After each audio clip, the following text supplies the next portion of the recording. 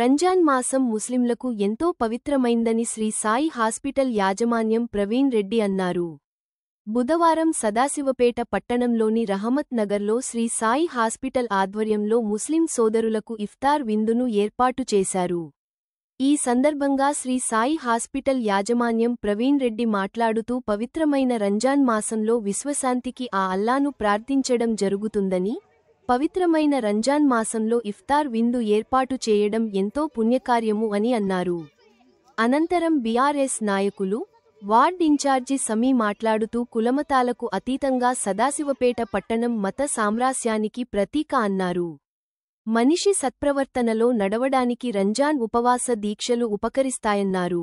ఈ కార్యక్రమంలో హాస్పిటల్ సిబ్బంది మరియు ముస్లిం సోదరులు పాల్గొన్నారు.